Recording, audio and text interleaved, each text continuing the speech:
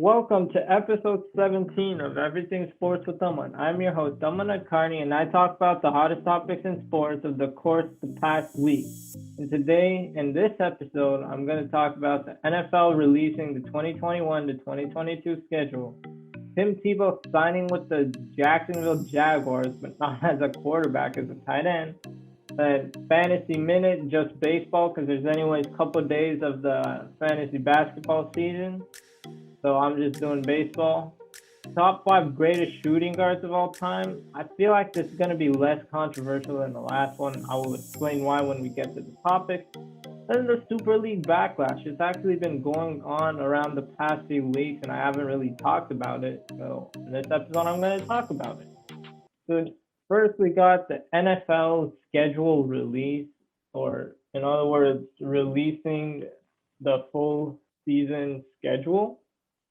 And so over here, week one, obviously, it opens the season with the Cowboys Buccaneers. I don't know why the Cowboys keep getting so many primetime games. And then let's see, Titans and Cardinals are a good one, obviously. Derrick Henry versus that amazing Cardinals defense, at least on paper with JJ Watt. The Browns and Chiefs, mark my words right now, the Cleveland Browns might go to the Super Bowl this year. I'm actually choosing them. I feel like this is Baker Mayfield's year. Baker Mayfield is gonna ball out, and if you want to clip this, you can. But I think Baker Mayfield is gonna have the best year of his career and maybe lead them. I'll pick them to go to the AFC Championship. How about that? Before any games played, before any preseason games are played, Browns are going to the AFC Championship. And then we got the Packers and Saints. Drew Brees is retired, and we don't know if Aaron Rodgers is going to be traded before the season starts. September 9th is the first day on a Thursday, obviously. And then Bears at Rams. Obviously, Rams with Matthew Stafford. And then the Chicago Bears, Justin Fields, Andy Dalton. You should have kept Mitchell Trubisky over Dalton, but whatever. So that's always just a defensive game. Rams, you got Donald and Ramsey, and I don't even have to explain the Bears defense. They have the best defense year after year with Khalil Mack and Akeem Hicks and everyone else. But then their offense. So obviously Andy Dalton being a veteran quarterback will help Justin Fields, but who knows? Then our first Monday night game for the season, we have the Ravens at Vegas Raiders, and I'm in the Bay Area, so like I'm so used to calling the Raiders Oakland Raiders and not Vegas Raiders, but they're the Vegas Raiders. So Raiders, when the Russell Wilson situation first started, he listed as the Raiders as one of the teams he wants to go to. I mean, if you want a better quarterback than Carr, then I mean Aaron Rodgers is there. You could have traded for Stafford, but anyways, so Jared Goff's first game as a Lion comes against a stacked 49ers defense, especially if they get Richard Sherman back. They don't need Richard Sherman back, but if they do, they're Super Bowl contenders either way. You got Goff against that monster defense. And then if the offense just kicks in, like with the Niners' first round pick in Trey Lance. Wow, I forgot about Trey Lance. So he's going to learn a lot behind Jimmy Garoppolo. And Trey Sermon, I feel like that was a great pick because Jerick McKinnon really didn't do anything for them. He was just injured pretty much the whole time he was in San Francisco. I don't like seeing people injured, but that's how it was. And now you got Trey Sermon, Raheem Mostert, and Tevin Coleman. Still a monster running back for. And then defense, I don't need to talk about much about the Niners defense. We all know who George Kittle is. And wideouts, they did lose Kendrick Bourne, but I don't think that's much of a hit for them because they do have Brandon Ayuk and Tebow Samuel can grow together, especially the experience Tebow Samuel got going to the Super Bowl in his first season. and almost winning it. That's great for a young receiver like him and Ayuk and Trey Lance. Now that I'm thinking about it, you got Lance, Ayuk, and Samuel. 3 years from now, that's going to be a monster big three, assuming everyone develops. So, with that, let's see the most intriguing matchups. Uh, let's see. I posted on my Instagram about this, by the way. Posted to my Instagram. Now let's see. Uh, Posted to my Instagram about it, saying like, what's the most intriguing matchup? But there are many trolls. I don't know why the person put Texans. Like people put Texans just to show us stuff. The most intriguing week one matchup for me is the Chiefs and the Browns. With that, let's go to Tim Tebow signing as a tight end with the Jaguars. That what is Urban Meyer doing? He is a great he is a great college head coach. College head coaches or college coaches don't necessarily stay great on the NFL level. If that I can't explain it more. Like what is Urban Meyer doing? He must have asked the players in the locker room. He must have asked the players in the locker room, like, yo, I'm thinking of working out Team Tebow as a tight end, and you actually sign him? He was a quarterback, man.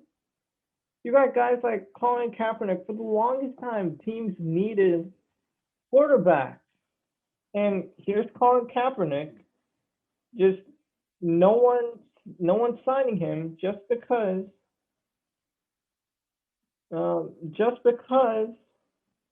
you got him protesting the national anthem. Like, look at the world right now. You couldn't realize it like 5 years ago, but you realize it now. Like, there's still teams. Giants could use a veteran quarterback. Eagles, like even the Packers, the Vikings, Houston Texans. They need to get everything figured out. But there's so many teams that need a quarterback. Even the Denver Broncos, maybe the Raiders if you don't like Carr. But Colin Kaepernick deserves a chance. Like he was a great quarterback. He was a great quarterback, but then he was a great running quarterback. What about as a running back? That's an idea for you guys, right? Right? Like if Team Tebow gets to be a tight end after first being a quarterback, then Colin Kaepernick deserves to just be in the league. He is 33 years of age, and Tim Tebow, I'm pretty sure it's the same age also. He is 33. He's actually 33. They're only like Tebow's only 2 months older. If Tebow gets to be a tight end, then let's look at Tebow's stats. So in his entire career, Tim Tebow has played 35 games, NFL games. Completion percentage, 47.9%. That is horrible. 2,422 yards, 6.7 yards per attempt, 17 touchdowns, 17 in 3 years in the league, and 9 interceptions. What has this man done to get an NFL job before Colin Kaepernick? In 2010, Tebow played 3 games.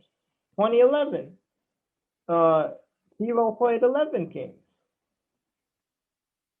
I mean, what? Yeah. Games played. So, yeah. So in 2010, he played 9 games. Actually, my bad. He played 9 games, and then 14 games in 2011, and 12 games in 2012. In 2012, He was on the Jets. And at 10 and 11, he was on the Broncos. Like, what has he done to get a job before Colin Kaepernick? I truly don't understand. Like, Urban Meyer's is damaging his credibility in the league. That is my take on it. Tebow, don't. Tebow doesn't have anything to show for it. He even played baseball after football. Like, come on, man. How does this guy get to have a job in the NFL before Colin Kaepernick has a job in the NFL? That is just unbelievable. So that's my take on it. Tebow's not going to help the Jaguars at all. I'm not shocked if they even release him. Meyer hired Jack Doyle. Like, what are you doing? What are you doing? And then signing this Tim Tebow guy, like, oh wait, whoops. Not Jack Doyle. Why did I say Jack? Jack Doyle. Um, Chris Doyle. Chris Doyle. Yeah, so he signs Chris Doyle and then signs Tim Tebow. That should honestly be enough to fire a head coach if they did that for the team. That's my take. So now we're heading on to fantasy baseball, a minute where I talk about the best fantasy players you should add to your team. So without further ado, let's get started. Brandon Belt, first baseman and outfielder for the San Francisco Giants, 37% roster. I don't watch baseball, but each time I see it, Brandon Belt always hits home runs. Willie Calhoun, outfielder for Texas Rangers. Yeah, Texas Rangers. He's 21% rostered. And yeah, he's 21% rostered, and he's actually heating up. He keeps working up his way through the fantasy wire. Tyler Anderson. So Tyler Anderson is on Pittsburgh, and he is the starting pitcher. And his fantastic start to 2021 was amazing. Adbert Alzolay, starting pitcher for the Chicago Cubs, and 17% roster, but he just continues to succeed. And then Tyler Rogers, right pitcher for San Francisco Giants, 32% roster, but don't be surprised when I keep saying these San Francisco Giants players are who you should pick up because they're on fire. They're the best in the MLB. So more and more people are going to start picking these players up as the Giants continue to succeed. And now we move on to the top 5 greatest shooting guards of all time. And I posted my list on Instagram. I'm pretty sure 1 and 2. Well, 1 is obvious. Michael Jordan. I don't even got to say why. And then second, I chose Kobe Bryant. He emulated Michael Jordan.